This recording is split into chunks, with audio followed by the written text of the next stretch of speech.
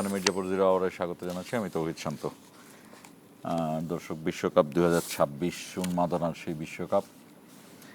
বাংলাদেশের সবচেয়ে বেশি সমর্থক আর্জেন্টিনার, কিন্তু স্পেন যে বিশ্বকাপ নিয়েছে এই ব্যাপারে আর্জেন্টিনার যে সমর্থক তাদেরও কোনো ধরনের দ্বিমত নেই যে খেলায় স্পেন যোগ্যতম দল হিসেবেই এই বিশ্বকাপটি নিয়েছে।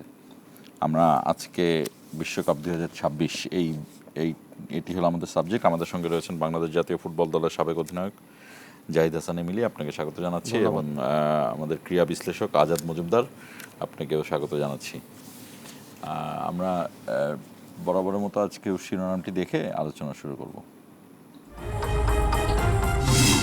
জুলাই সনদ অক্ষরে অক্ষরে বাস্তবায়ন করবে সরকার, জানালেন এলজিআরডি মন্ত্রী। প্রধানমন্ত্রীর সাথে যমুনায় যুগপথ আন্দোলনের নেতাদের বৈঠক। শহীদ জিয়ার হত্যায় মুজাফফরের বিচার হবে কোর্ট মার্শালে, জানিয়েছেন স্বরাষ্ট্রমন্ত্রী। শহীদ রাষ্ট্রপতি জিয়া রহমানের হত্যা মামলায় কনভিক্টেড হয়েছে বা এক্সিকিউটেড হয়েছে, সেই রায় অনুসারে তার মধ্যে তার বিষয়ে কোনো ফাইন্ডিংস আসে কিনা সেটা যিনি কোর্ট মার্শাল দেখবে। মিয়ানমার সীমান্তে কাঁটা তারের বেড়া দেওয়ার নীতিগত সিদ্ধান্ত। হাসিনা কামালকে ফেরত চেয়ে ভারতকে বাংলাদেশের চিঠি, ইতিবাচক সাড়া মিলবে আশা পররাষ্ট্র প্রতিমন্ত্রীর। সাবেক সেনা কর্মকর্তা জিয়াউল আহসানের জলশিরির বাড়িতে দুদকের অভিযান। সাইফুজ্জামানের 2 বাসায় মিলেছে দুর্নীতির নানা সামগ্রী সহ 260 ধরনের আলামত। দর্শক, শুনছিলেন শিরোনাম। আমাদের অনুষ্ঠানটি ফেসবুক এবং ইউটিউব পেজে সরাসরি সম্প্রচারিত হচ্ছে, আপনারা চাইলে সেখানে যুক্ত হতে পারেন। আমি আমাদের দুইজনই বিশেষজ্ঞ জাহিদ হাসান এমিলি আপনার কাছে আসতে চাই। আমরা খেলার বিশ্লেষণগুলো দেখেছি, আর আজাদ মজুমদার তো আমাদের অনেক সিনিয়র ক্রীড়া সাংবাদিক। আমরা যদিও মাঝখানে তাকে অনেকটা রাজনৈতিক সাংবাদিক হিসেবে দেখেছি, কিন্তু আসলে মূলত তিনি আমাদের ক্রীড়াক্ষেত্রের দারুণ বিশ্লেষক একজন। আমি একটু আপনার কাছে আগে জানতে চাই যে কালকের খেলাতে দর্শকরা, এমনকি আমার মতো যারা একদম কিছুই বোঝে না, শুধু ফুটবল খেলা দেখে, তারাও দেখে বলেছে যে, এবং আমার মতো একজন আর্জেন্টিনার সাপোর্টার হয়ে আমার কাছে মনে হচ্ছে যে স্পেনের বাইরে কোনো মতেই এই ফিফা চ্যাম্পিয়নশিপ যাওয়া উচিত হবে না। যদিও আমরা শেষ কয়েকটি ম্যাচে আর্জেন্টিনার দেখেছিলাম যে আর্জেন্টিনা একদম গোল খাওয়ার পরে বা তারা অ্যাগ্রেসিভলি চেস করে চমৎকারভাবে খেলাটি তাদের হাতে নিয়ে নিত। কালকে কেন এমন হলো না? আর্জেন্টিনা কেন কালকে এমন করতে পারলো না?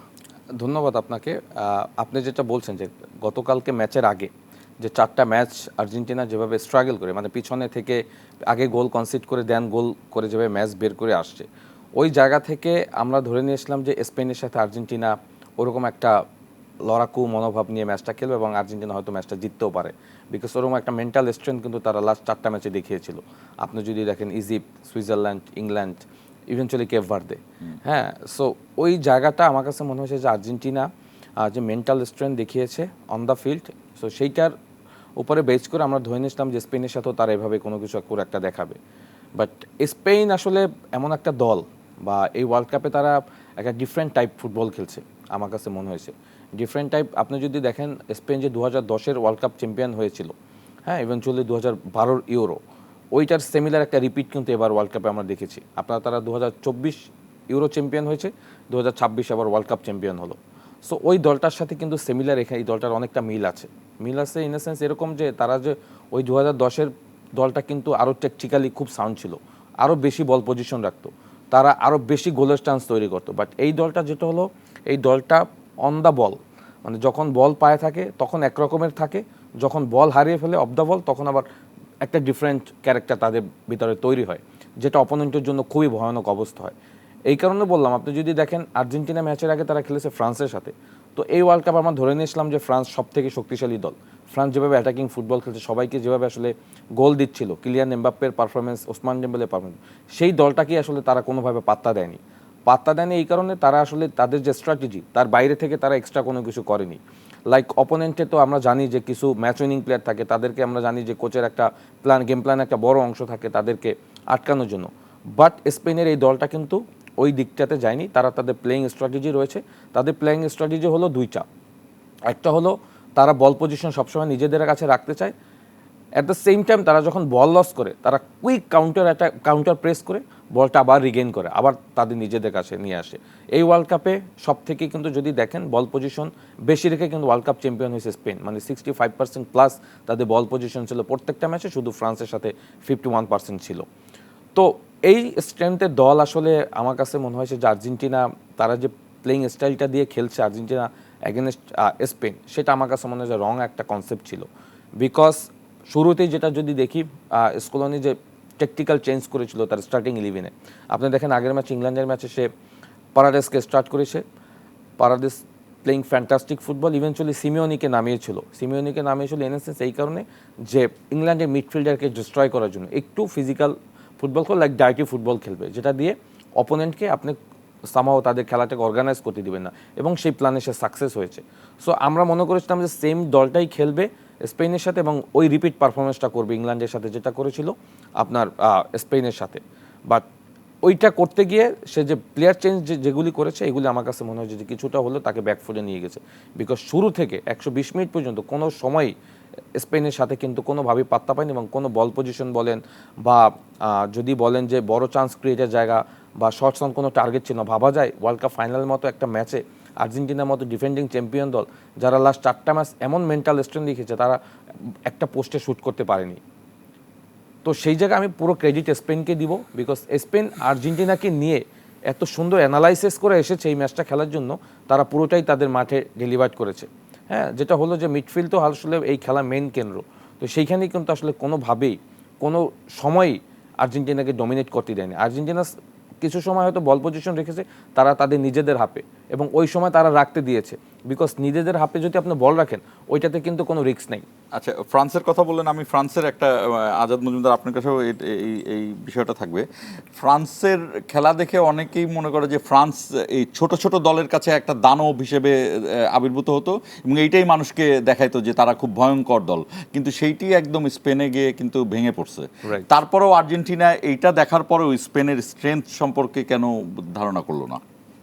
ধন্যবাদ আপনাকে। স্পেনের যে স্ট্রেংথ সেটা তারা ভালোভাবে ধারণা করেছে, এবং ভালোভাবে ধারণা করেছে বলেই কিন্তু তারা তাদের একাদশ পরিবর্তন করতে বাধ্য হয়েছে। নর্মালি যে সিস্টেমে আর্জেন্টিনা খেলে ফাইনালে কিন্তু তারা তাদের সিস্টেমটা ঠিক রাখতে পারেনি স্পেনের স্ট্রেংথের কারণে। আপনি যদি দেখেন যে লামিন ইয়ামালের থ্রেটটাকে কাউন্টার করার জন্য তারা একজন অতিরিক্ত উইঙ্গার নামিয়েছে স্টার্টিং 11-এই, এবং সেটা করতে গিয়ে তারা আসলে তাদের যে রেগুলার যে কম্বিনেশন সেই কম্বিনেশনটাকেই তারা ভেঙে ফেলতে বাধ্য হয়েছে। স্পেনকে নিয়ে তারা আসলে যে স্টাডি করে নাই তা না, স্পেনকে নিয়ে তারা স্টাডি করেছে, কিন্তু বিশ্বকাপের আসলে ফাইনালটা হয়েছে একটা সিস্টেম বনাম ইন্ডিভিজুয়াল ট্যালেন্টের মধ্যে। আর্জেন্টিনা ইন্ডিভিজুয়াল কোয়ালিটির উপর নির্ভর করেছে, স্পেন একটা সিস্টেমের মধ্যে থেকেছে, যে সিস্টেমটা তারা কয়েক বছর ধরে ফলো করছে, যে এমন না যে এটা একদম হঠাৎ করে আবিষ্কৃত হয়েছে। এবং এই সিস্টেমটা ফলো করে তারা ইউরোপিয়ান চ্যাম্পিয়ন হয়েছে, তারা এখন বিশ্বকাপ চ্যাম্পিয়ন হয়েছে। আপনি একটা জিনিস যদি খেয়াল করে দেখেন, আর যে স্পেন দলে একটা প্রপার নাম্বার 9 নাই, মানে একটা যে গোল স্কোরিং নিয়মিত গোল করবেন এরকম একজন স্ট্রাইকার নাই। একটা দল ইউরোপিয়ান চ্যাম্পিয়ন হয়ে গিয়েছে, বিশ্ব চ্যাম্পিয়ন হয়ে গিয়েছে, কিন্তু নাম্বার 9 তাদের নাই, কারণ তাদের প্রয়োজন পড়ে নাই।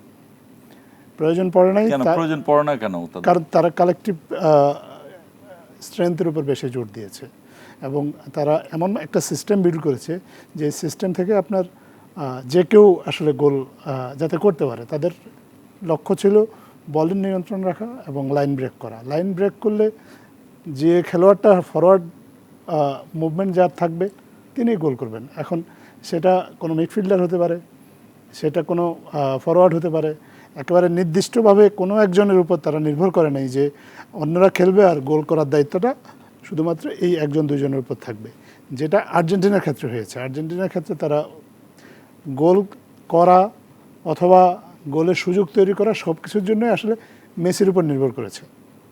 কিন্তু স্পেন তার সিস্টেম দিয়ে যখনই মেসিকে নিয়ে ট্রাইজ করে ফেলেছে তখন আর আর্জেন্টিনা তার খেলাটা আর খেলতে পারেনি। সো আপনার এখানে যে ওয়ান ম্যান শো যেটা, সেটা ভেঙে পড়ছে। না, ওয়ান ম্যান শো না, মেসি তো ওয়ান ম্যান শো আপনার এই 20 বছর ধরেই, কিন্তু তারা তো মেসিকে খেলতে দেয় নাই। মেসিকে খেলতে দেয় নাই বলেই কিন্তু আর্জেন্টিনা আর এই খেলাতে আসলে সেভাবে কিন্তু কোনো ইম্প্যাক্ট তৈরি মানে করতে পারেনি। এটা কি কোনো স্ট্র্যাটেজি ছিল? আজাদ মজুমদার যেটা বললো যে মেসিকে খেলতে না দেয়া, এবং আরেকটা বিষয় হলো যে অনেকে তো ফাইনালের কথা বলে, এক্সপেরিয়েন্সের অনেক গুরুত্ব থাকে। তো আর্জেন্টিনার টিমটা অবশ্যই স্পেনের এই টিমের চেয়ে এক্সপেরিয়েন্সড, এবং তাদের তো মানে স্ট্যামিনা ছাড়া আর সব কিছুতেই তো এগিয়ে ছিল আর্জেন্টিনা। আজাদ ভাই যেটা বললো এটা একদমই কারেক্ট, যে মেসিকে খেলতে দেয়নি। মেসিকে খেলতে দেওয়ার আগে মানে যেখান পর্যন্ত মেসির কাছে পাসটা আসবে ওইখান থেকে আগে বন্ধ করে দিয়েছে। আপনি দেখেন মেসি লাস্ট 10 মিনিটসের আগে পর্যন্ত কয়টা বল টাচ করেছে। হ্যাঁ, মেসি কিন্তু বল পায়নি। সো মিডফিল্ড থেকে তো মেসির কাছে বলটা আসে। সো ওই মিডফিল্ডারদের খেলাটাই আগে প্রথমে স্পেন অফ করে দিয়েছে, যে মেসি পর্যন্ত যেন বলটা না আসে। সো এই কারণে দেখবেন যে মেসি কিন্তু ম্যাচ ইনভলভমেন্ট তেমনই ছিল না, তেমন একটা ছিল না। ইভেনচুয়ালি যখন 10 জন হয়ে গেছে তখনও কিন্তু দেখবেন যে তারা 5-3-1 হয়ে গেছে, মেসিকে সামনে রেখেছে, তখন তো মেসির রোল আরও কমে গিয়েছে। সো স্পেন আসলে তাদের গেম প্ল্যানে একটা বড় অংশই ছিল যে মেসি যেন অ্যাটাকিং থার্ডে ওই স্কোরিং চ্যানেলগুলি জায়গাতে কোনোভাবেই যেন কোনো রকম বল কালেক্ট না করতে পারে। সো ওই জায়গাগুলি কিন্তু তারা প্রথমে বন্ধ করেছে মিডফিল্ড থেকে। ইভেনচুয়ালি ম্যাকেলিস্টার, এনজো ফার্নান্দেস বা ডিপল তারা কিন্তু মেসির সাথে ওই রকমের কম্বিনেশন প্লে করতে পারেনি, যার কারণে দেখবেন যে যেটা বলি যে 120 মিনিটের ভিতরে কোনো রকম কোনো বড় চান্স তৈরি করতে পারেনি আর্জেন্টিনা। সো এটা তো স্পেনের স্ট্রেংথের জায়গা। থ্রু অফ দ্য টুর্নামেন্ট মাত্র একটা গোল কনসিড করেছে স্পেন। ভাবা যায় ওয়ার্ল্ড কাপ চ্যাম্পিয়ন হয়ে গেছে মাত্র একটা গোল কনসিড করে, সেটাও বেলজিয়ামের সাথে একটা রাইট ফ্ল্যাঙ্ক থেকে একটা ক্রসে, তাদের একজন টল স্ট্রাইকার ছিল বেলজিয়ামের, সে গোল করেছে। এর বাইরে কিন্তু কোনো দলই অ্যাগেনস্ট স্পেন বড় কোনো চান্স তৈরি করতে পারেনি, যেটা কিনা উনাই সিমন গোলকিপার তাকে বড় ধরনের কোনো চ্যালেঞ্জ মোকাবেলা করতে হয়েছে। সেই জায়গা থেকে এই দলটার স্ট্রেংথ অনেক। এবং ভাইয়া যেটা বলে এটা ঠিক যে স্ট্রাইকার ছাড়াই অলমোস্ট খেলছে, বিকজ তাদের আয়ারজাবাল ছিল, he is not like a proper number 9, 5টা গোল করেছে এই ওয়ার্ল্ড কাপে, বাট ও লিঙ্ক আপ স্ট্রাইকার। আপনি যদি দেখেন ও অনেক সময় দেখবেন যে ড্যানি অলমো, ল্যামিন ইয়ামাল এবং ওই পাশে ভিয়েনা এদের সাথে একটা লিঙ্ক আপ করে একটা ফ্রি স্পেস তৈরি করে অপোনেন্ট হাফে গোল স্কোরিংয়ের চ্যানেলগুলিতে ওখানে গিয়ে সামাও যে প্রেজেন্ট থাকে সেই গোল করে, যার কারণে দেখবেন এই ওয়ার্ল্ড কাপে তারা কিন্তু বেশি গোলও করতে পারেনি। হ্যাঁ, বিকজ তাদের গোল করার থেকে মেইন ফোকাস ছিল তারা তাদের কাছে বল পজিশন রাখবে, একটা দুইটা যেই গোল হবে ওইটাই গিয়ে তারা লিড হিসেবে নিয়ে ম্যাচ শেষ করবে। এটা ছিল তাদের বড় স্ট্রেংথের জায়গা। আর আর্জেন্টিনা যে ভুলটা করেছে, আর্জেন্টিনা প্রত্যেকটা স্টেপেই ভুল করেছে। ইভেনচুয়ালি তাদের যে ট্যাকটিক্যাল চেঞ্জগুলি ছিল সেখানেও তারা বড় ভুল করেছে। আপনি দেখেন তাদের আর একটা বড় সেটব্যাক ছিল তো রেড কার্ড, তো সেটা হয়েছে। এই ধরনের ইন্টারন্যাশনাল ম্যাচে 10 জন 11 জন যখন হয়ে যাবে তখন ম্যাচ আপনার কাছে থাকবে না। এইটা যদি স্পেনে কোনো প্লেয়ার রেড কার্ড করতো তখন কোনো ম্যাচটা কন্ট্রোল করতো কে? Argentina. Because it's very difficult 10 জনের অ্যাগেনস্টে 11 জন খেলা, টিম অ্যাগেনস্ট সাইকোলজিক্যালিও একটা চাপ। ডেফিনেটলি একটা প্লেস খালি হওয়া মানে আপনি ওই জায়গা থেকে আপনি প্রচুর অপারেট করতে পারবেন। তো সেই জায়গা থেকে রেড কার্ড খাওয়াটা তো আসে। অ্যাট দ্য সেম টাইম আমি বলবো যে টেকটিক্যাল যে চেঞ্জগুলি দেখেন, তারা মন্টিয়ালের জায়গায় মলিনাকে নামিয়েছে রাইট ব্যাকে, যখন মন্টিয়াল খুব ভালো খেলছিল। হ্যাঁ, এটা তার একটা মুখস্থ চেঞ্জ ছিল, বিকজ ওই লাস্ট 22 ওয়ার্ল্ড কাপ থেকে এই পর্যন্ত এরা দুজন এভাবেই খেলছে, যে স্টার্ট করে সে 60 মিনিট খেলে, পরবর্তী জন 30 মিনিটের জন্য খেলে, বাট পুরোটাই ডেলিভেট করে। বাট গতকালকে মন্টিয়াল কিন্তু খুবই ভালো খেলছিল। আর একটা ব্যাপার আপনি বলছেন যে এক্সপিরিয়েন্স, ডেফিনেটলি এই স্কোয়াডটাই কিন্তু লাস্ট ওয়ার্ল্ড কাপের স্কোয়াডের ফাইনালের অলমোস্ট সবাই কিন্তু স্টার্ট করেছিল। সেই জায়গা থেকে তো ডেফিনেটলি আর্জেন্টিনা এগিয়েছিল, বাট এক্সপিরিয়েন্স সবসময় আপনাকে কিন্তু কাজে দিবে না, বিকজ স্ট্রেংথ ইভেনচুয়ালি আপনার ইন্ডোরেন্স এইটা কিন্তু বড় অন দ্য ফিল্ডে বিশাল একটা এফেক্ট করে। আর আর্জেন্টিনার একটা প্রবলেমের জায়গা ছিল আমার কাছে, যেটা পার্সোনালি মনে হয়েছে, যে আর্জেন্টিনা এই ম্যাচটা খেলার আগে লাস্ট যে 4টা ম্যাচ খেলেছে সেখানে 120 মিনিটে 2টা ম্যাচ খেলেছে, 100 মিনিটের আরও 2টা ম্যাচ খেলেছে। সো এই রিকভারি সেশনটা আপনি দেখবেন যে আর্জেন্টিনা একটা সময় খুব টায়ার্ড হয়ে গিয়েছিল, হুলিয়ান আলভারেস, ম্যাকেলিস্টার, মানে তারা পারছিল না কিন্তু আর। মেসি নিজেও তো অনেক টায়ার্ড হয়ে গেছে। সো এরা কিন্তু ম্যাক্সিমাম প্লেয়ার কিন্তু ওই প্রায় 400-500 মিনিট কিন্তু খেলে এবার ফাইনাল খেলে আসছে। আবার একদিন আগে কিন্তু সেমিফাইনাল খেলছে আপনার স্পেন, তারা কিন্তু একদিন রিকভারি সেশনের জায়গাটা কিন্তু বেশি পেয়েছে।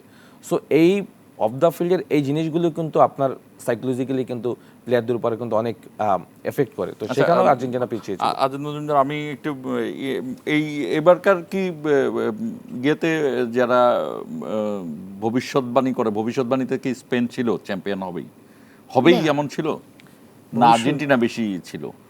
না, আর্জেন্টিনার চেয়ে স্পেনের বাজেট দর ভালো ছিল, একবার ভালো কথা বলছেন, আমি এটা পরে বলতাম যে বাজির দরটা কেমন ছিল। বাজেট দর আপনি যদি বলেন যে সম্ভাব্য চ্যাম্পিয়ন হিসেবে যাদেরকে ধরা হয়েছিল তাদের মধ্যে স্পেনের সম্ভাবনা বেশি ছিল। আপনার ফ্রান্সকেই সবাই সবচেয়ে বেশি ফেভারিট মনে করেছে এবং তারপরে আসলে ইংল্যান্ড অথবা স্পেনকে সবাই মনে করেছে যে শিরোপা জেতার মতো তারা দল। প্রথমত তারা ইউরোপিয়ান চ্যাম্পিয়ন, দ্বিতীয়ত তারা একটা সিস্টেমের মধ্যে দিয়ে খেলে। কিন্তু যে সমস্যাটা হয়েছে প্রথম ম্যাচে, না, ফ্রান্স আর ইংল্যান্ড কিন্তু আগে ধরছে সবাই, স্পেনকে তো এক নম্বরে রাখে নাই। স্পেনকে এক নম্বরে না রাখার আরেকটা বড় কারণ হচ্ছে প্রথম ম্যাচে তারা গোল করতে পারেনি। তারপরে আপনার তাদের যে মূল অ্যাটাকিং থ্রেট লামিন ইয়ামাল প্রথম ম্যাচে খেলতেই পারেনি, শেষের দিকে নামছে। আপনার তার যে ইনজুরি কনসার্ন ইত্যাদি নানা কারণে স্পেনকে অনেকে মনে করেছে যে হয়তোবা তারা তাদের যে স্ট্রেংথ সেই স্ট্রেংথ অনুযায়ী খেলতে পারবে না, এবং সেরকম একটা আশঙ্কা থেকে কিন্তু সবাই ফ্রান্সকে এগিয়ে রেখেছে, ইংল্যান্ডকে এগিয়ে রেখেছে। কিন্তু পরবর্তীতে দেখা গেছে যে আসলে স্পেন লামিনের উপর যে মাত্রায় নির্ভর করবে বলে মানুষ মনে করেছিল সেরকম মাত্রায় আসলে তারা নির্ভর করেনি, বরঞ্চ তারা পুরো টিমটাকেই এমনভাবে গুছিয়েছে যে আপনার শুধুমাত্র লামিন তাদের জন্য অ্যাটাকিং থ্রেট তৈরি করবে, অন্যরা করবে না, সেরকমটা হয় নাই। বরঞ্চ লামিনের অপোজিট সাইড থেকে কিন্তু আরও বেশি সুযোগ তৈরি হয়েছে আপনি, এবং নকআউট ম্যাচগুলো যদি আপনি দেখেন, আপনার যে ম্যাচগুলোতে গোল হয়েছে খুব কম গোল হয়েছে, একটা দুটো গোল হয়েছে, সেই গোলগুলোর উৎস ছিল বাম প্রান্ত, যেই প্রান্তে কিন্তু লামিন খেলে না, লামিন খেলে অন্য প্রান্তে, রাইট উইংয়ে। সো তারা লামিনের উপর সেভাবে নির্ভর করেনি, লামিনকে ফ্রিভাবে খেলার সুযোগ দিয়েছে, অন্য খেলোয়াড়দেরকেও একটা সিস্টেমের মধ্যে দিয়ে ইন্টিগ্রেট করে নিয়েছে, এবং তারই রেজাল্ট তারা পেয়েছে। তারা যে খুব বেশি গোল করেছে তা না, এবং যে অনেক আগে গোল করেছে তাও না, বেশিরভাগ খেলাতে তারাও কিন্তু শেষের দিকে গোল করেছে। আপনার গতকালকেও কিন্তু তারা মানে 800-র মতো পাস দিয়েছে, কিন্তু গোলটা করার জন্য তাদেরকে প্রায় 110 মিনিট খেলতে হয়েছে। গতকালকের গোলটাও তো এমনি আপনি দেখেছেন যে গতকালকের গোলটাও কিন্তু মানে খুব যে চক আউট করে নিয়ে এই গোলটা হচ্ছে তাই কি মনে হচ্ছে নাকি? না, গোলটা এরকমের সিচুয়েশন কিন্তু ম্যাচে বহুতবার তৈরি হয়েছে, বাট আলটিমেটলি 106 মিনিটে গিয়ে ডেডলকটা ভেঙেছে, রাইট? সো গোল তো আরও আগেই হতে পারতো। এমিলিয়ানো মার্টিনেজের কিছু অসাধারণ সেভ ছিল। ইভেনচুয়ালি লামিন ইয়ামালের ফ্রি কিকটা যদি দেখেন, হ্যাঁ, এটা তো কনফার্ম গোল ছিল। সো এই ধরনের বেশ কিছু সেভ কিন্তু যখন এমিলিয়ানো মার্টিনেজ দিয়েছে ওই সময়টা কিন্তু আবার কিছুটা ফ্রাস্ট্রেটেড ছিল আপনার আর স্পেন, হ্যাঁ, যে আসলে গোল করতে পারবে কিনা, ম্যাচটা 120 মিনিটের দিকে যাবে কিনা। হ্যাঁ, তো ওই সময়টা কিন্তু যেই কিছু টেকটিক্যাল চেঞ্জ কিন্তু আপনার ম্যাচকে মোমেন্টাম ঘুরিয়ে দিয়েছে। দেখেন এই স্পেন যে লাস্ট 3টা ম্যাচ জিতেছে, এখানে কিন্তু রেগুলার যারা স্টার্ট করেছে তাদের ভিতর থেকে কিন্তু গোল করেনি। লাস্ট 3টা ম্যাচে ফাইনাল সহ কোয়ার্টার ফাইনাল এবং সেমিফাইনালে সাবস্টিটিউট প্লেয়াররা গোল করে কিন্তু আপনি ম্যাচ বের করে নিয়েছে। প্রথম 2টা কোয়ার্টার ফাইনাল সেমিফাইনালে মাইকেল মরিনো গোল করেছে, ফাইনালে ফারান তোরেস গোল করেছে। এরা দুজনই কিন্তু সুপার সাব হিসেবে খেলছে, এরা কখনো স্টার্ট করে না। সো এই জায়গায় কিন্তু আমি বলবো যে বড় একটা স্ট্রেংথের জায়গা কিন্তু স্পেনের। ইভেনচুয়ালি দেখেন একটা সময় রোড্রি তাদের মেইন প্লেয়ার, তাকে উঠিয়ে নিয়েছে, নামিয়েছে জুবেমেন্দিকে। জুবেমেন্দি এই মুহূর্তে বেস্ট ইয়ং মিডফিল্ডার একজন, হ্যাঁ। সো সে কিন্তু এই ফাইনালের আগে তেমন কোনো গেম টাইম পায়নি, বাট তাকে কিন্তু নামানো হয়েছে এবং সে নেমে কিন্তু ম্যাচটাকে পুরো কন্ট্রোল করে ফেলছে। সো স্পেনের তো স্ট্রেংথের জায়গা তাদের বেঞ্চও। একটা ওয়ার্ল্ড কাপ জিততে গেলে আপনার স্টার্টিং ইলেভেনের বাইরে যখন বেঞ্চ খুব স্ট্রং থাকে তখন আসলে কোচের জন্য কিন্তু খুব সহজ হয়ে যায় গেম প্ল্যান এক্সিকিউশন করা। সেই জায়গা থেকে আমি বলবো যে স্পেন ইজ সো লাকি যে তাদের স্কোয়াডের ডেপথ এত স্ট্রং যে তাদের অনেক অপশন রয়েছে। ইভেনচুয়ালি তাদের আরও একটা স্ট্রেংথের জায়গা হলো তাদের 2 ফুল ব্যাক, হ্যাঁ। আপনি যদি পেড্রো পোর এবং কুকুরেলা যেভাবে আসলে ওভারল্যাপ করে at the same time, Cucurella তো ফুল মাঠ, তাকে কখনোই কোনো জায়গায় না দেখা তাকে কখনো গোল পোস্টের সামনে দেখা গেছে, তখন ওই গোল পোস্টের সামনে, রাইট। সো এবার যখন স্কোয়াডটা আসলে স্পেন করে তখন কিন্তু দেখবেন যে এই স্পেন স্কোয়াডে রিয়াল মাদ্রিদে কোনো প্লেয়ার নেই, তারা আসলে প্লেয়ার নিয়েছে পারফর্মারদের, হ্যাঁ, তারা নাম অনুযায়ী প্লেয়ার কম নিয়েছে। কুকুরেলা, তারপর পেড্রো পোরো, এরা আসলে ক্লাব ফুটবলে এবার কিন্তু তাদের ওরকম পারফরমেন্স ছিল না, বা জাতীয় দলে সে কিন্তু তার যেভাবে ইনফ্লুয়েন্স করেছে মানে দুর্দান্ত ছিল। আমরা একটা বিরতিতে যাব, বিরতিতে যাওয়ার আগে 3টা পয়েন্ট রেখে যাই, আজাদ মজুমদার আপনার কাছেও রেখে যাই। আপনার কাছে বিশেষ করে থাকবে, আপনারটা পরে বলে আগে এমিলিরটা বলি। আপনি নিশ্চয়ই দেখেছেন যে দুই কোচই দারুণভাবে, এই স্পেনের কোচ এবং আর্জেন্টিনার কোচ, দুই কোচেরও তো এক ধরনের ফাইনাল খেলা হলো।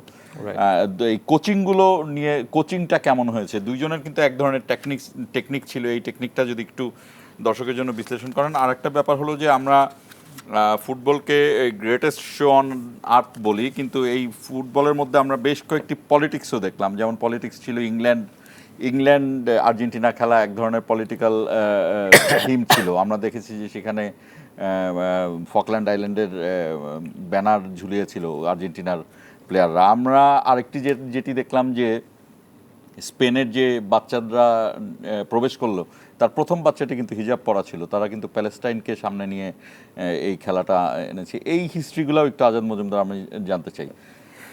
দর্শক আমাদের সঙ্গেই থাকুন, 1 মিনিট পরে ফিরছি।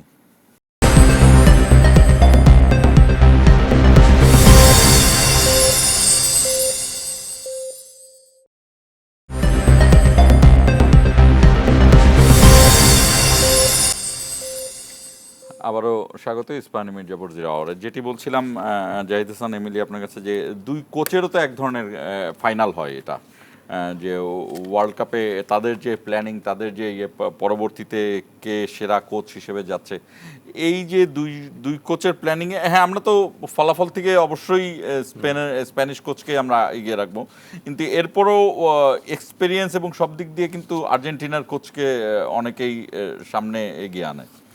কিন্তু এরপরও তার স্ট্র্যাটেজিটা কি হোঁচট খেলেন কেন? মেইন হলো আপনি যখন একটা গেম প্ল্যান বা একটা স্ট্র্যাটেজি নিয়ে নামবেন, তখন কিন্তু ওইটা মাঠে কিন্তু তেমনভাবে কিন্তু ইমপ্লিমেন্ট করা যায় না। গেমটা যখন ওয়ার্ল্ড কাপের ফাইনাল হয়, তখন যখন মাঠে আসলে খেলাটা শুরু হয়, লাইক আমরা একটা ফরমেশন সাজাই, যেমন আর্জেন্টিনা 4-4-2 ফরমেশনে খেলছে। আলটিমেটলি কি 4-4-2 ফরমেশনে কি পুরো ম্যাচ খেলতে পারে নাই, কিন্তু সিচুয়েশনের উপরে, ম্যাচ ডিমান্ডের উপরে কিন্তু সামটাইমস এটা 4-2-3-1 হয়, 4-3-3 হয়। প্লেয়াররা আসলে আপনাকে প্রপার এক্সিকিউশনটা করতে পারছে কিনা, দ্যাটস দ্য ফ্যাক্ট। এটা আপনি যেটা বলছেন যে দুইটা কোচের তো ট্যাকটিক্যাল কিছু খেলা হয়েছে অফ দ্য ফিল্ড, সেইখানে আমার কাছে মনে হয় যে ডিফারেন্ট অবশ্যই সেখানে উইন হয়েছে। ইভেনচুয়ালি তার ওই ট্যাকটিক্যাল চেঞ্জের প্লেয়ারাই কিন্তু ম্যাচের মোমেন্টস ঘুরিয়ে দিয়েছে। Nico Williams, Mikel Merino, eventually Ferran Torres, এরা নেমে কিন্তু খেলাটাকে আরও অর্গানাইজ করেছে, গোলের সুযোগ তৈরি করেছে। আপনি যেটা গোলটার কথা বলছেন, যে গোলটা হয়েছে, সেই গোলটা যদি মন্টিয়েল থাকতো আমার মনে হয় গোলটা হতো না। মলিনাকে নামার পরে ওই গোলটা হচ্ছে, এবং মলিনা যখন একটা ফ্ল্যাঙ্ক এরিয়া থেকে ক্রস আসছে, দেখবেন ক্রসটা একটু মানে ইয়ারলি ক্রস ছিল, মানে বলটা যখন ট্রাভেল করছিল কিছু সময় লাগছিল, অলমোস্ট 1 সেকেন্ড লাগছিল। সো 1 সেকেন্ডের ভিতর কিন্তু আপনি অনেক জায়গা কভার করতে পারেন, যেটা আমার কাছে মলিনা ইজ ভেরি ক্যাজুয়াল। সে যদি আরেকটু ক্লোজ থাকতো আপনার নিকো উইলিয়ামসের সাথে, নিকো উইলিয়ামস হয়তো প্রপার হেডটা করতে পারতো না। ইভেনচুয়ালি ইংল্যান্ডের ম্যাচে যে গোলটা কনসিড করছে প্রথমে আর্জেন্টিনা, ওখানেও মলিনার বড় একটা ভুল ছিল, বিকজ ওটাও কিন্তু দেখবেন যে রাইট ফ্ল্যাঙ্ক থেকে ক্রস আসছে, আপনার গর্ডন পিছন থেকে এসে মলিনার পিছন থেকে সে গোল করেছে, বিকজ সে বল ফলো করছিল। সে যদি বডি ওপেন রেখে ম্যান দেখতো, সে কিন্তু তখনও কিন্তু ওইটা কভার করতে পারতো। এই সেম মিস্টেকটাই এখানে করেছে। সো এই টেকটিক্যাল চেঞ্জগুলি কিন্তু আমার কাছে মনে হচ্ছে যে স্প্যানিশ কোচকে এগিয়ে রাখবে, বিকজ এইখানে স্কোলানি আমার কাছে মনে হয় যে অনেক ফেল করেছে, বিকজ মন্টিয়েল ওই সময়টা বেশ দুর্দান্ত করছিল। সো ওই যে তার টেকটিক্যাল চেঞ্জগুলি, যে সে তাকে 60 মিনিটের পর উঠিয়ে দেবে। ফার্স্ট হাফে কি স্প্যানিশ কোচকে একটু ডিপ্রেসড মনে হয়নি? ডিপ্রেসড হয়েছে যখন সে গোল করতে পারছিল না, হ্যাঁ, বিকজ সে একের পর এক সুযোগ তৈরি করেছিল। ল্যামিন ইয়ামাল শুরুতেই দেখবেন যে একটা বেশ ভালো সুযোগ তৈরি করে ফেলেছিল, আপনার ভালো সেভ করেছে এমিলিয়ানো মার্টিনেস। সো ডিপ্রেস এই ধরনের কোচেরা কখনই হয় না, তারা আসলে গেম প্ল্যানটাকে রিড করে, অপোনেন্টের খেলাটাকে রিড করে, দেন আসলে অন দ্য মোমেন্টস তারা কিন্তু তাদের ফরমেশনে পরিবর্তন আনে। হ্যাঁ, সো এখানে আমার মনে হয় যে ডিপ্রেস তো এই ধরনের ম্যাচে হলে আপনি আপনার গেম প্ল্যান এক্সিকিউশন করতে পারবেন না, তখন আপনাকে অনেক কিছু আপনাকে ফেস করতে হবে, কঠিন জিনিসগুলি। সেগুলি তারা এই ধরনের ম্যাচ অনেক ফেস করে আসছে। স্পেশালি তো লিওনেল স্কোলানি আপনি জানেন ব্যাক টু ব্যাক 2টা Copa America, World Cup champion, Finalissima champion. So তার তো এই এক্সপিরিয়েন্স আছে। লাস্ট ওয়ার্ল্ড কাপে সে প্রথম ম্যাচ হারার পরে তারপরে সব ম্যাচ জিতে ওয়ার্ল্ড কাপ চ্যাম্পিয়ন হলো। বাট মেইন ফ্যাক্ট হলো যে অন পার্টিকুলার ডেতে অনেক কিছু আপনাকে কিন্তু আপনার গেম প্ল্যান যেটা থাকে সেটা কিন্তু আলটিমেটলি অনেক সময় এক্সিকিউশন হয় না, বিকজ প্লেয়াররা ওইটা হয়তো ম্যানেজ করতে পারে না অন দ্য ফিল্ড। তখন কিন্তু কোচের জায়গা থেকে সে ফ্রাস্ট্রেটেড হয়, তখন তার চেঞ্জিংগুলো ভুল হয়, তার ওই অন দ্য ফিল্ডের তার অনেক ডিসিশন কিন্তু সে তখন নিতে পারে না ঠিকঠাক করে। আমরা কালকের খেলার একটু পলিটিক্যাল বিষয়টা দেখতে চাই। কালকে আপনি দেখেছেন যে স্পেন আগেই বলেছিল যে তারা ফিলিস্তিনের জন্য খেলছে, এরকম একটা ঘোষণা দিয়েছিল, এবং আমরা দেখলামও যে বাচ্চারা প্রবেশ করলো স্প্যানিশ প্লেয়ারদেরকে নিয়ে। তার প্রথম যে বাচ্চাটি, একটা ছোট্ট মেয়ে, ওর কিন্তু হিজাব পরা ছিল। এটা এক ধরনের এরপরে ডোনাল্ড ট্রাম্প, তারপর আপনি আর্জেন্টিনা ইংল্যান্ডের খেলার কথা যদি বলেন, ইরানের যে অবস্থান, ইরানের প্লেয়াররা খেলে চলে যেত, পুরো হোল ওয়ার্ল্ড কাপের মধ্যে পলিটিক্যাল, জিওপলিটিক্যাল এই ফেনোমেনাগুলো কি একটু করা হলো কিনা এবারকার ওয়ার্ল্ড কাপে? Thank you. আপনার এই প্রসঙ্গে আসার আগে আমি আসলে কোচিং প্রসঙ্গে একটা কথা বলতে চাই। জি জি, অবশ্যই। আমার কাছে মনে হয় না যে গতকালকে আর্জেন্টিনার কোচ খুব বড় কোনো ভুল করেছেন। কিছু কিছু ক্ষেত্রে আসলে কোচের কোনো চয়েস ছিল না। যেমন তার সবচেয়ে মূল যে সেন্টার ব্যাক, সে ইনজুর্ড হয়েছে। এখন লিসান্দ্রো মার্টিনেজ খুব ভালো খেলতেছিল, পুরো টুর্নামেন্ট ভালো খেলেছে, তো তাকে তুলে নিতে তিনি বাধ্য হয়েছেন। সো এক্ষেত্রে আসলে তো কোচের কিছু করার ছিল না। দ্বিতীয়ত আপনি দেখেছেন যে গত কয়েকটা ম্যাচ যদি আপনি দেখেন, যে আপনার লাউতারো মার্টিনেজ সাবস্টিটিউট হিসেবে নামার পরে আপনার আর্জেন্টিনার যে অ্যাটাকিং থ্রেটটা সেটা বেড়েছে, কিন্তু গতকালকে তাকে নামাতেই পারেনি কোচ। কারণ আপনার স্ট্রাইকার নামানোর কোনো সুযোগই ছিল না, কারণ বল তো আসলে স্পেনের প্রান্তে যাচ্ছিলই না। তো সেক্ষেত্রে তাকে ডিফেন্ডার নামাতে হয়েছে, সেন্টার ব্যাক সব চেঞ্জ করতে হয়েছে, মূলত পুরো ডিফেন্সটাকেই তার চেঞ্জ করতে হয়েছে। তার মানে কি এটা আর্জেন্টাইন কোচকে রুল করছে স্প্যানিশ, এটা খেলাটা স্প্যানিশ সিস্টেম, আর্জেন্টিনার নিয়ন্ত্রণে খেলাটা ছিল না। আপনি জানেন যে পুরো খেলাটা from the very first minute Spain control করেছে, এবং স্পেন যখন খেলাটা কন্ট্রোল করে, এমনকি গেম প্ল্যানও, আর্জেন্টিনার গেম প্ল্যানও তারা কন্ট্রোল করছে। গেম প্ল্যান তো তাদের কারণেই, আমি তো প্রথমেই আপনাকে বললাম যে তাদের কারণেই তাকে তার একাদশটাকেই আসলে তার রেগুলার একাদশ, পারাদেস খুব ভালো খেলছিল কিন্তু তাকে একাদশে বাইরে রাখতে হয়েছে। বাইরে রেখে তাকে তার বাম পাশ শক্তিশালী করতে হয়েছে, একজন বাড়তি উইঙ্গার নামিয়ে। সো তার আসলে স্পেন এত শক্তিশালী একটা দল এবং তার যে স্ট্রেংথগুলো এত বেশি মাত্রায় আপনার দৃশ্যমান ছিল, আর্জেন্টিনার আসলে এই ক্ষেত্রে খুব বেশি কিছু করণীয় ছিল না। মানে এটা অনেকটা আর্জেন্টিনাকে আগেই স্টেলমেট করে দিয়েছে। এটা আসলে মানে স্পেনের কোয়ালিটির কারণে আর্জেন্টিনার এখানে খুব বেশি কিছু করার সুযোগ ছিল না আর্জেন্টিনা কোচের। যদি সুযোগ থাকতো হয়তো তার সাবস্টিটিউশনগুলো তখন আমাদের কাছে হয়তো অনেক ভালো মনে হতো। আসলে বিজয়ী দল যখন, একটা দল যখন জিতে তখন তার সব কিছুই সুন্দর মনে হয়। পরাজিত দলের যে সীমাবদ্ধতাগুলো সেটাকে আসলে অনেক সময় এক্সকিউজ হিসেবে অনেকে তৈরি করতে চায়। এনিওয়ে, এই আপনার এই ল্যাঙ্গুয়েজের সাথে আমি একটু জাহিদ হাসান এমিলের সাথে মানে আমার খুবই লজিক্যাল মনে হচ্ছে যে অনেকটা আর্জেন্টিনাকে গেম প্ল্যানকেও লক করে দিয়েছিল কিনা এই স্পেন না, স্পেন তো যেভাবে আসলে বল পজিশন রাখছে, ইভেন্চুয়ালি যেভাবে আসলে মানে তাদের গেম প্ল্যান চেঞ্জ করতে বাধ্য করছে, রাইট। আর আর্জেন্টিনা যে মিস্টেকগুলি করেছে সেটা হলো যে খুবই ন্যাচারাল, যে আপনি যখন আপনার পায়ে বল রাখতে চাচ্ছেন না তখন ওইটা অটোমেটিক অপোনেন্টের কাছে যাচ্ছে, অপোনেন্ট ওখান থেকে আবার আপনার উপরে অ্যাটাক করছে। হ্যাঁ, সো আপনি দেখেন বল পজিশন কিন্তু আর্জেন্টিনা কখনই রাখতে চায়নি, নিজেদের হাফে কিছু রেখেছে বাট অপোনেন্ট হাফে একদমই রাখতে পারেনি। হ্যাঁ, সো এটা তো আসলে আমার কাছে মনে হয় যে তাদের ওই যে টেকনিক বা টেকটিক্যাল যে জায়গাগুলি বা টেকটিক্স, এইগুলি আমার কাছে মনে হয় যে এখান থেকে অনেক ফার বেটার টিম হলো আপনার স্পেন।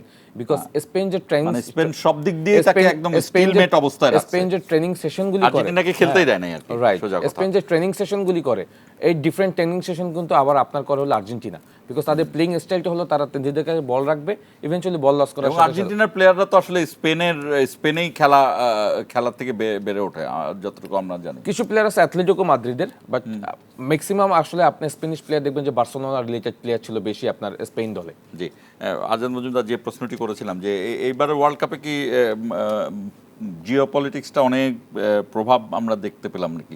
জিওপলিটিক্স যে কোনো ইয়েতেই প্রভাব রাখে 100 বার, কোনো নো ডাউট অ্যাবাউট দ্যাট, কিন্তু এবার খেলার ভেতরে অর্থাৎ ম্যাচের ভেতরে জিওপলিটিক্সটা দেখা গেছে কিনা? দেখেন, স্পোর্টসের সাথে কিন্তু ন্যাশনালিজমটা সবসময় সম্পর্কিত, যে কোনো স্পোর্টসেই। আপনি ক্রিকেটে আরো অনেক বেশি দেখবেন। ফুটবলে আমরা যখন একটা দল আরেকটা দলকে সাপোর্ট করি সেটাই তো ন্যাশনালিজম। ফুটবলে আমরা এটা বরঞ্চ কম দেখি, কারণ ফিফা এসব ক্ষেত্রে কড়া, খুব কঠোর, অনেক কঠোর অবস্থানে থাকে। কিন্তু তারপরেও এইবার ফিফাকে আমরা আসলে আগের তুলনায় সেরকম কঠোর অবস্থানে দেখি নাই। আমার কাছে মনে হয়েছে যে এসব ক্ষেত্রে ফিফা তার যে চিরাচরিত যে অবস্থান সেখান থেকে সরে এসেছে, যে কারণে আপনার ইরানের বিপক্ষে ইরানের প্রবাসী ইরানিরা যারা বর্তমানে ইরানের যারা দায়িত্বে, রাষ্ট্র পরিচালনার দায়িত্বে আছে, যাদের তাদের বিরোধী অংশ ইরান দলের সামনে বিক্ষোভ করতে পেরেছে। প্লাস আপনি দেখেছেন যে আর্জেন্টিনার খেলোয়াড়রা আপনার ফকল্যান্ড যুদ্ধ নিয়ে খেলা শেষে একটা ব্যানার প্রদর্শন করেছে। এসব ক্ষেত্রে কিন্তু এর আগে ফিফার কিন্তু একেবারেই জিরো টলারেন্স ছিল। তাছাড়া ফিফা নিজেই আসলে যে চাপের কাছে, যে রাজনৈতিক চাপের কাছেও যে নতি স্বীকার করে তার দৃষ্টান্ত স্থাপন করেছে আপনার যখন যুক্তরাষ্ট্রের একজন খেলোয়াড়ের রেড কার্ডের পর তার যে সাসপেনশনটা উইথড্র করেছে। এটা মানে অন্য দলের ক্ষেত্রে কিন্তু তারা এটা করেনি। যে এটা কি নজিরবিহীন কিনা? এটা নজিরবিহীন না হলেও এটা আনএক্সপেক্টেড ছিল। এরকম ঘটনা এর আগে ঘটছে না, এরকম ঘটনা এর আগে ঘটেছে। ক্রিস্টিয়ানো রোনালদোর ক্ষেত্রেও এটা ঘটেছে। তাকে তার যে সাসপেনশন সেটা সাসপেন্ডেড রাখা হয়েছে, কিন্তু এটা বিশ্বকাপের মতো মঞ্চে এটা আনএক্সপেক্টেড ছিল। আমি নজিরবিহীন বলবো না, কিন্তু এটা অন্য সময় হলে বা আগে যে বিশ্বকাপগুলো আমরা এই ধরনের নজির আসলে বিশ্বকাপে অন্তত দেখিনি, যেখানে প্রত্যেকটা মুহূর্ত লক্ষ লক্ষ ক্যামেরা না বা সারা পৃথিবীর মানুষ যেখানে চোখ রাখে, আমি যদি সেভাবে বলি। এবং এটা ওপেন সিক্রেট যে ডোনাল্ড ট্রাম্প ফোন দিয়েছে, এরপরে এই সাসপেনশন তোলা হয়েছে। হ্যাঁ, সেটা তো ডোনাল্ড ট্রাম্প নিজেই বলেছেন এবং ফিফা সেটা ডিনাই করেনি। সো রাজনীতির এই বিষয়গুলো ছিল, এগুলো না থাকলে বিশ্বকাপের সৌন্দর্য আরও বাড়তো আমরা মনে করি। যদি আপনি খেলার কোয়ালিটি বলেন তাহলে তো এই বিশ্বকাপে অসাধারণ কিছু খেলা হয়েছে, আমরা অসাধারণ কিছু দল দেখেছি। আপনার এই বিশ্বকাপের কলেবর বাড়ার কারণে এমন কিছু দল, এমন কিছু দেশ এই বিশ্বকাপে পারফর্ম করেছে যাদের নামও হয়তো মানুষ আগে শোনেনি। সো যে খেলাটার যে বিশ্বায়ন, সেটার জন্য এই বিশ্বকাপটা খুব গুরুত্বপূর্ণ একটা ভূমিকা রেখেছে। এবং কিন্তু খেলার মধ্যে যে ধুলাটা, সেই ধুলাটাও কিছু কিছু ক্ষেত্রে দৃশ্যমান হয়েছে। সেটা আসলে এই ফিফার, আমি মনে করি যে ফিফার যে চিরাচরিত তার যে অবস্থান, সেই অবস্থান থেকে তাদের সরে আসার কারণে। জাহিদ হাসান এমিলি, খুব সংক্ষেপে আমরা আরেকটা বিরতিতে যাব, তার আগে আপনাকে 1-1.5 মিনিটের মধ্যে খুব সংক্ষেপে যে এই যে বললাম খেলার রাজনীতি, এই জায়গাটিকে আপনার কেমন মনে হয়েছে এবার ফিফার ইয়েতে? না, খেলার রাজনীতি এটা তো আসলে আগে থেকেও ছিল। স্পোর্টসে পলিটিক্স এটা নতুন না, কিন্তু বাট এইবার আমার কাছে মনে হচ্ছে একটু ডিফারেন্টলি হয়েছে, মানে ভিন্নভাবে হয়েছে। যেটা আপনি যদি দেখেন, রেড কার্ড খাওয়ার পরে, সাসপেন্ড হওয়ার পরে ওই প্লেয়ার আবার ম্যাচে ব্যাক করেছে। ইভেনচুয়ালি যাদের এগেনস্টে খেলেছে তারা কিন্তু তাদের এটা রিটও করেছিল, ওই রিট খারিজ করে দিয়ে কিন্তু তাকে খেলানো হয়েছে। আমরা যেটা জানতাম যে ফিফার প্রেসিডেন্ট যে কোনো প্রেসিডেন্টের চেয়েও পাওয়ারফুল। এক্স্যাক্টলি। তো সেই জায়গা থেকে এই ধরনের কন্ট্রোভার্সিগুলি কিন্তু আলটিমেটলি কিছুটা হলেও ফিফার বিশ্বকাপে আমি বলবো যে রং হারিয়েছে। ইভেনচুয়ালি আপনি যদি দেখেন আর্জেন্টিনাকে ফিফা একটা বড় সাপোর্ট দেয়, এই ধরনের কন্ট্রোভার্সি বা এই ধরনের কথাও কিন্তু উঠেছে। বাট এটা আবার টোটালি আনফেয়ার। এটা কিন্তু আমি আবার এটার সাথে আমি একদমই এগ্রি করি না। বিকজ এখন মিশরের খেলাটা আমি এগুলি একদমই এগ্রি করি না। এই কারণ এটা হলো যে এখন যে টেকনোলজি আসছে, লাইক ভিআর আসার পরে আপনার এখন কিন্তু ভুল হওয়ার সম্ভাবনা একদম নাই। হ্যাঁ, 99%, মানে 100% থেকে সামথিং এখন আমার কাছে মনে হয় যে তারা কারেকশন করতে পারেনি টোটালি। কিন্তু এখন রেফারি অ্যাসোসিয়েশন পুরোটাই কিন্তু এখন ম্যানেজ করে ফেলেছে এই ভিআর আসার পর থেকে। সো এই ধরনের জিনিসগুলিও কিন্তু অনেক রকমের কিন্তু কন্ট্রোভার্সি তৈরি করেছে। বাট আমি বলবো যে 48টা দেশ নিয়ে ওয়ার্ল্ড কাপ করা, 3টা দেশে ভেন্যু করে একটা সাকসেসফুলি ওয়ার্ল্ড কাপ করা, সেটাও কিন্তু একটা চ্যালেঞ্জ ছিল। বাট সেটাও আমার কাছে মনে হয় ভালো। আমরা আরেকটি বিরতিতে যাব, তবে বিরতিতে যাবার আগের প্রশ্নটি করে যাই। এই প্রশ্নটি এই কারণে করছি, জাহিদ হাসান এমিলি আপনার কাছে করছি যে 2024 সালে আমাদের যে অভূতপূর্ব গণ অভ্যুত্থানের মাধ্যমে আমরা একটা সংস্কারের মধ্যে দিয়ে দেশে আসলাম, ক্রীড়াক্ষেত্রে কি সংস্কার হয়েছে বা ক্রীড়াক্ষেত্রে কেমন সংস্কার হওয়া উচিত ছিল? আপনি কতটুকু, মানে সংস্কার বলতে পলিটিক্যাল সংস্কার তো না, ক্রীড়াক্ষেত্রেও তো সংস্কারের প্রয়োজন ছিল। যেমন যদি আমরা একটা অভিযোগ দীর্ঘ সময় ধরে আছে যে আমরা যখন যেদিকে আগাই সব কিছু সেদিকে চলে যায়, অর্থাৎ আমরা যখন আগাচ্ছি তখন ক্রিকেটে সব কিছু ক্রিকেট কেন্দ্রিক হয়ে গেছে। ফুটবল, অথচ ফুটবলের একটা বিশাল ঐতিহ্য ছিল আমাদের। আমি নিজেও ছোটবেলায় দেখেছি সেই আবাহনী মোহামেডানের খেলা বা ন্যাশনাল লিগ, সেগুলো কি অবস্থা। সেখান থেকে আমাদের এই যে সংস্কারের একটা উঠেছিল, সেই সংস্কার কতটুকু হলো? আপনি কতটুকু স্যাটিসফাইড, নাকি আপনি সংস্কার চান না, নাকি চান? আর আজাদ মজুমদার, আপনার কাছেও কথা থাকবে যে আপনারা ছিলেন ইন্টারিম গভর্নমেন্টে, আপনারা চেষ্টা করেছেন, আপনাদের সময় অনেকগুলো দেখেছি যে এখনকার যে সরকার তারাও কি ক্রীড়া সংস্কারের দিকে এগোচ্ছে কিনা, বা সরকারের যেমন খুশি বলতে পারেন, পরামর্শ দিতে পারেন, পরামর্শটা কি আসলে কিভাবে এগোনো উচিত? দর্শক আমাদের সঙ্গেই থাকুন, 1 মিনিট পরে ফিরছি।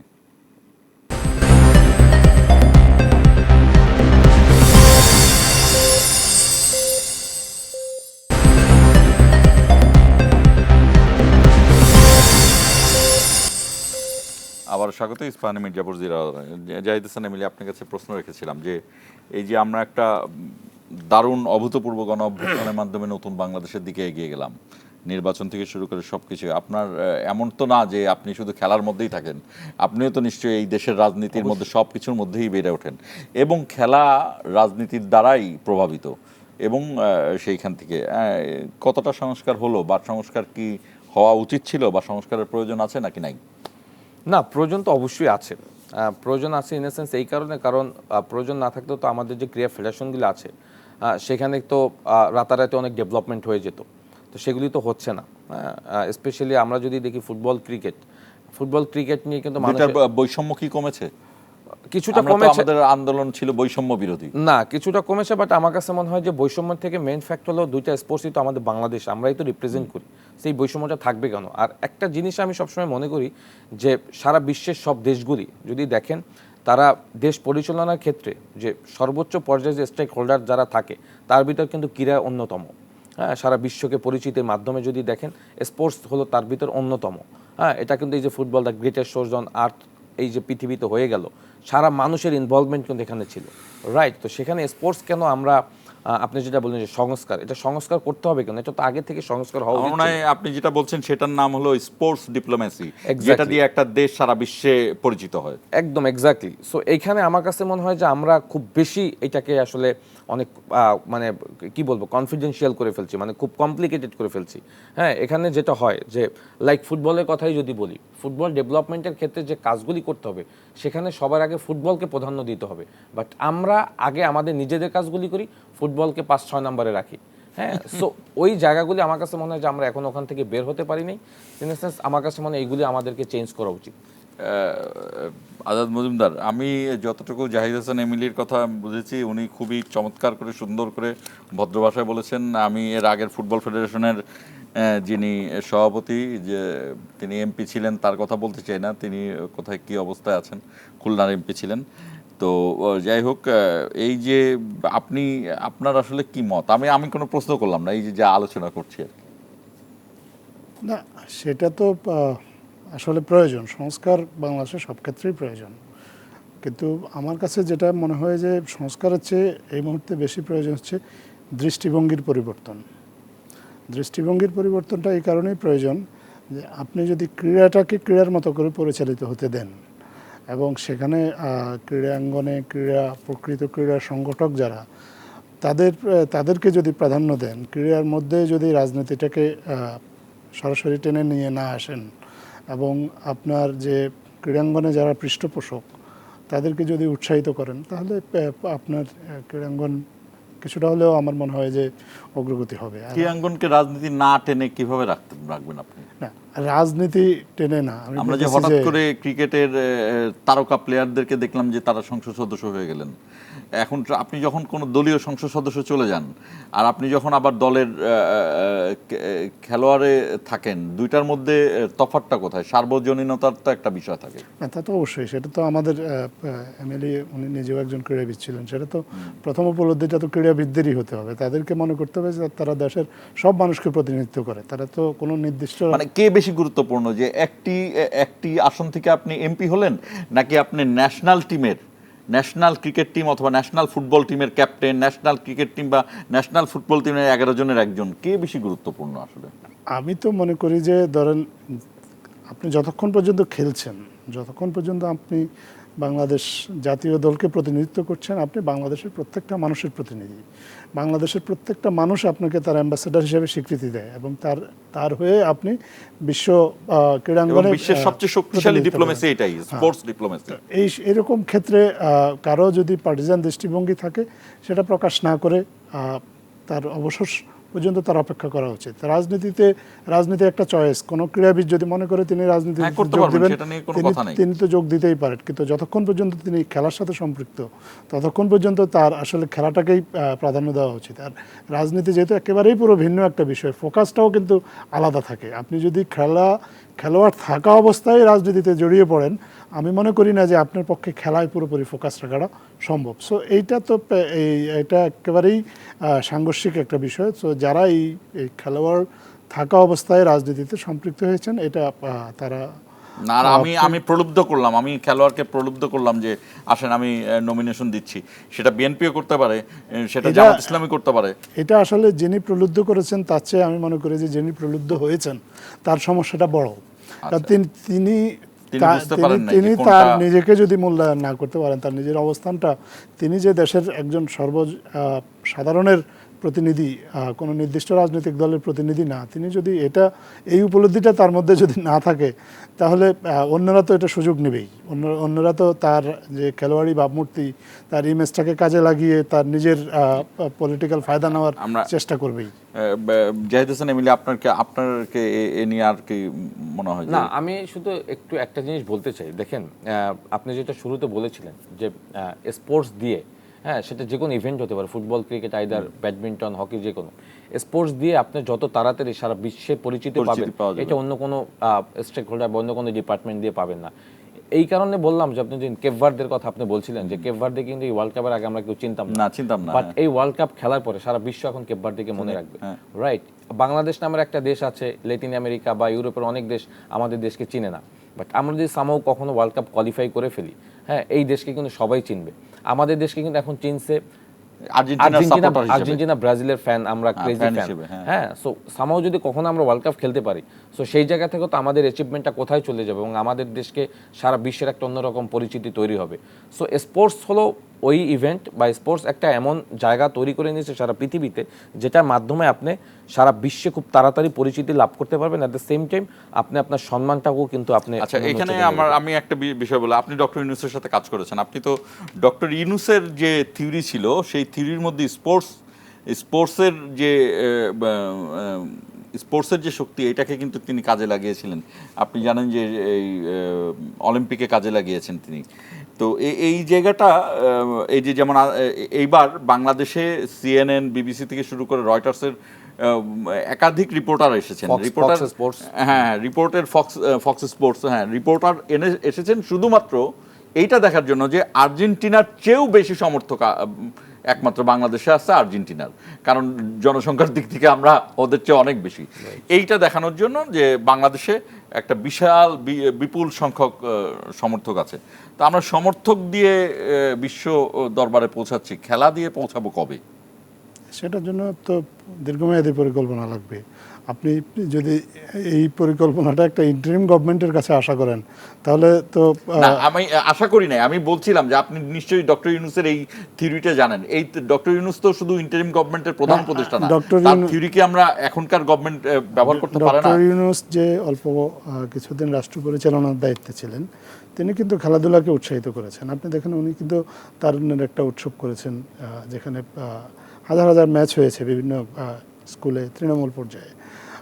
তিনি বাংলাদেশের নারী ফুটবলারদেরকে উৎসাহিত করেছেন। তিনি খেলাধুলার যে স্পিরিট সেটাকে প্রমোট করার চেষ্টা করেছেন। আমি ওনার সাথে কাজ করে যেটুকু দেখেছি। কিন্তু যে খেলাধুলার যে স্ট্রাকচারাল যে এটা চেঞ্জ করার জন্য কিন্তু এটা একটা ইন্টারিম গভর্নমেন্টের জন্য এটা যথেষ্ট সময় না। এটার অনেকগুলো ধাপে ধাপে এটার কিছু পরিকল্পনা করতে হয়, কিছু স্বল্পমেয়াদী পরিকল্পনা, মধ্যমেয়াদী পরিকল্পনা, কিছু দীর্ঘমেয়াদী পরিকল্পনা, তারপরেই কিন্তু আপনি ফলাফলটা পাবেন। আপনি কিন্তু রাতারাতি আপনি খেলাধুলায় পরাশক্তি হয়ে উঠতে পারবেন না। এমনকি ক্রিকেটও ধরেন, বাংলাদেশ যে এই মুহূর্তে যে অবস্থানটা আছে সেটা কিন্তু একদিনে তৈরি হয় না, সেটাও কিন্তু আপনার কয়েক দশক লেগেছে বাংলাদেশকে তার বর্তমান অবস্থায় আসতে। আমি মনে করি যে যদি একটু পরিকল্পনাটা গুছিয়ে করা যায় এবং লক্ষ্যটা সুনির্দিষ্টভাবে স্থির রাখা যায়, তাহলে বাংলাদেশের ক্রীড়াঙ্গনেও পরিবর্তন আসবে। এই মুহূর্তে বাংলাদেশের ক্রীড়ার দায়িত্বে আছেন আমাদের খুবই রেসপেক্টেড একজন ক্রীড়াবিদ, যার হাত ধরে যিনি বাংলাদেশের ফুটবলে অন্যতম বড় একটা সাফল্য এসেছেন এবং যাকে বাংলাদেশের প্রত্যেকটা ফুটবলার রেসপেক্ট করে অ্যাজ এ ফুটবলার, রাজনীতিবিদ হিসেবে না, কারণ উনি ফুটবলার হিসেবেও খুবই উঁচু মাপের একজন ফুটবলার ছিলেন। আমাদের ক্রীড়াঙ্গনের সমস্যাগুলো উনি জানেন এবং আমরা বিশ্বাস করি উনি এই সমস্যাগুলোকে আইডেন্টিফাই করে যদি ওনার একটা পরিকল্পনা গ্রহণ করেন এবং সেটা ধীরে ধীরে বাস্তবায়নের দিকে এগিয়ে যান, তাহলে আমাদের স্পোর্টসেও পরিবর্তন সম্ভব। যে আপনারও বলা আছে কিনা, আপনি আমরা জানি যে আমাদের সাবেক অধিনায়ক আমিনুল এখন এই ক্রীড়া প্রতিমন্ত্রী হিসেবে কাজ করছেন, আপনি তার সাথে খেলেছেন কিনা মাঠে, এবং খেলে থাকলে আপনার অভিজ্ঞতা তো অবশ্যই জানতে চাই, আপনার চাওয়া কি তার কাছে, পরামর্শ কি আপনার? খেলেছি না, আমরা একটা মেজর টুর্নামেন্টও চ্যাম্পিয়ন হয়েছি, যেটা সাব গেমস। আমরা 2010 সালে আনবিটেন সাব গেম চ্যাম্পিয়ন হয়েছিলাম, যেটার অধিনায়ক উনি ছিল এবং ওই দলের ভাইস ক্যাপ্টেনে আমি ছিলাম। না, আমরা আনবিটেন চ্যাম্পিয়ন হয়েছিলাম। সো ইভেনচুয়ালি 6-7 বছর তার সাথে আমার জাতীয় দলে খেলা এবং ক্লাব ফুটবলও দীর্ঘ সময় খেলেছি।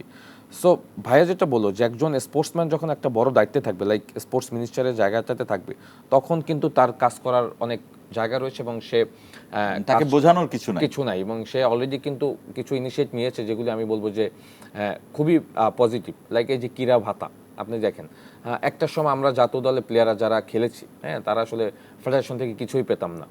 এটা কিন্তু একটা বড় স্ট্রেংথের জায়গা যে আপনি এন্ড অফ দ্য মান্থ আপনি একটা ভালো স্যালারি পাচ্ছেন, যেটা আপনার ফ্যামিলি আপনাকে বড় একটা সাপোর্ট দিতে পারছেন, সেটা কিন্তু এসেই কিন্তু আমিনুল ভাই করেছে। সো এটা তো খুবই পজিটিভ। নতুন করে স্পোর্টস শুরু করেছে। সো আরও ডেভেলপমেন্টে কিন্তু জায়গা আছে, ডেভেলপমেন্টের জায়গা কিন্তু শেষ নেই। ফুটবল ডেভেলপমেন্ট যদি স্পেসিফিকভাবে আমাকে বলেন, অন্য ইভেন্টে পরে গেলাম, ফুটবল নিয়ে যদি কাজ করার কথা বলেন, ফুটবলে আমরা যেভাবে কাজ করছি এখান থেকে আরও ডিপলি কাজ করার জায়গা রয়েছে। আমরা ফুটবলে কিন্তু এখনও ভালো একটা জায়গায় যেতে পারিনি, বিকজ আমরা প্রপার প্ল্যানটা এখনও করতে পারিনি। যারা আছে আমি তাদেরকে সম্মান রেখেই বলছি যে ফুটবলের প্ল্যানটা একটু ডিফারেন্ট। ফুটবলে আপনি রাতারাতি খুব উপরের জায়গায় যেতে পারবেন না। Football is number 1 game in the world, 1 number sports পৃথিবীর। তো সেখানে শর্টকাট করে কিন্তু আপনি কোথাও যেতে পারবেন না। আপনি দেখেন ইতালির মতো 4বারের বিশ্বকাপ চ্যাম্পিয়ন, এবার ওয়ার্ল্ড কাপ খেলতে পারে, এবার না, লাস্ট 3বার ওয়ার্ল্ড কাপে আসতেই চায়না এত হিউজ ইনভেস্টমেন্ট কান্ট্রি, পৃথিবীকে লিড করছে, ওয়ার্ল্ড কাপে নাই। সো সেইখান থেকে আমরা ওয়ার্ল্ড কাপ খেলবো বা এশিয়া কাপ খেলবো, আমাদের তো ওই প্ল্যানটাই বা ওই সিস্টেমটাই আমরা এখন পর্যন্ত তৈরি করতে পারিনি। সো আমি বলবো যে সিস্টেম যখন তৈরি হবে এবং সেটা হাইয়েস্ট লেভেলে হতে হবে, আমাদের এখনও গ্রাসরুট লেভেল বা একাডেমিক্যালি যে প্র্যাকটিস বা যে ফ্যাসিলিটিস ইনশোর করা হচ্ছে এটা খুবই নিম্নমানের। এটা দিয়ে আপনি কখনো, এটা দিয়ে সাব ফুটবল চ্যাম্পিয়ন হতে পারবেন, এটা দিয়ে এশিয়া কাপ খেলতে পারবেন না, এটা দিয়ে ওয়ার্ল্ড কাপের কথা চিন্তাই করতে পারবেন না। সো ওই ডেভেলপমেন্টটা আমি চাই যেটা একদম হাইয়েস্ট লেভেলের, যেটা ইউরোপ আমেরিকাতে না, ইউরোপিয়ান দেশগুলি মানে রীতিমতো রেগুলার করছে। সো এই প্ল্যানগুলি যখন নেবেন, আমরা সবসময় একটা কথা বলি যে আমরা কবে বিশ্বকাপ খেলবো। ডেফিনেটলি আমাদের ওই ট্যালেন্ট আছে, আমাদের ওই রকমের আগ্রহ আছে, আমরা একটা ফুটবল নেশন কান্ট্রি। আমাদের প্ল্যানটা আমার কাছে মনে হয় এখন আমার ঠিক নেই। জি, শেষ করছি, আমার হাতে 1 মিনিট সময় আছে, আপনার যদি কিছু বলার থাকে। সব কিছু মিলে ওয়ার্ল্ড কাপ, বাংলাদেশে কবে খেলতে পারবো ওয়ার্ল্ড কাপ? এই যে আমাদের যে প্যাশনটা ফুটবলের প্রতি, আমাদের যে ভালোবাসাটা, সেটা আছে। এখন যারা দায়িত্বে আছেন তারা এই প্যাশনটাকে প্ল্যানে রূপান্তর করে সেটাকে যদি কার্যকর করতে পারেন, তাহলে প্যাশনটা আমরা অ্যাকশানে দেখতে পাবো এবং আমরা মনে করব যে এখন না হলেও অদূর ভবিষ্যতে বাংলাদেশের ফুটবলও আমাদের একটা নিজস্ব অবস্থান তৈরি করতে পারবে। এটা প্রথমত আমাদেরকে বিশ্বাস করতে হবে, বিশ্বাস করে তারপরে সেই অনুযায়ী কাজ করতে হবে। শেষ করছি এখানেই। ইসমানী মির্জাপুর জিরাওয়ার, তবে তার আগে কিছু কথা বলা যেতে পারে। আমি ছোটবেলায় দেখেছি কিক বক্সিং, তাইকান্ডো, এরকমের অদ্ভুত খেলার ফেডারেশন আছে আমাদের, কিন্তু আমাদের খুব দারুণ খেলা ছিল হকিতে বাংলাদেশ বেশ ভালো খেলতো। ফুটবল ক্রিকেটের কথা যদি বাদও দেই, বাংলাদেশ দাবাতে খুব ভালো খেলে, বাংলাদেশ শুটিংয়ে খুব ভালো খেলে। তো সেই জায়গাগুলোকে নিশ্চয়ই যারা এই স্পোর্টস সংশ্লিষ্টরা থাকবেন তারা এগিয়ে নেবেন কিনা, আর একের পর এক ফেডারেশন তৈরি করা, এটার পেছনে কোনো ধান্দা আছে কিনা সেটাও নিশ্চয়ই তারা ভেবে দেখবেন। শেষ করছি, ইসমানী মির্জাপুর জিরাওয়ার।